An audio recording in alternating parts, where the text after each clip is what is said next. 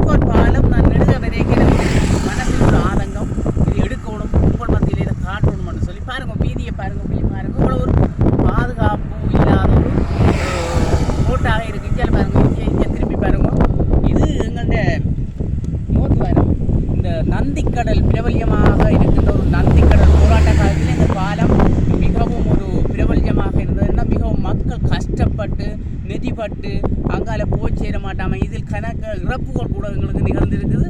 ஆனால் இதுவரைக்கும் இந்த பாலம் ஒரு திருத்தப்படாத நிலையில் ஒற்றை வழி பாதையாக இருக்கிறது. இதில் அருகில் ஒரு சின்ன சின்ன இடங்களை விட்டிருக்கிறார்கள். இதில் தான் அதில் 2 வாகனங்கள் வந்தால், பெரிய வாகனங்கள் வந்தால் விலத்தி செல்ல முடியாத கட்டத்தில் அங்காலே அல்லது அந்த பகுதியில் நிற்கணும்.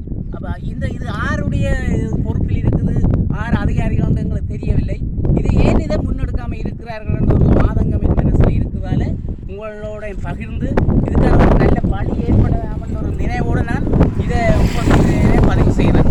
அங்கே கடலை பாருங்கள், போத்துவாரம்னு சொல்வது நந்தி கடலையும் எங்களுடைய இந்து சமுத்திரம் அந்த பெருங்கடலையும் இணைக்கிறது. இந்தியாவில் வெள்ளப்பெருக்குகள் ஏற்படுகிற காலத்தில் இந்த தண்ணிகளை இந்த கடலுக்குள்ளே மூத்துவாரம் உடைத்து கடலுக்குள்ளே போகிறதாலே எங்களுடைய பகுதிகள் காப்பாற்றப்படுது. அந்த வெள்ள காலத்தில் இந்த வீதி பாதுகாப்பில்லை. இந்த வீதியில் தண்ணி முட்டி வீதி மேலால் போகும்.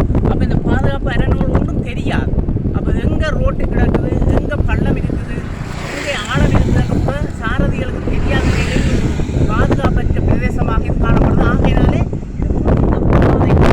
சைட்டிலே ஒரு பாதுகாப்பு அரண்கள் அமைக்கணும் அல்லது இந்த வீதியை அகலமாக வேணும்.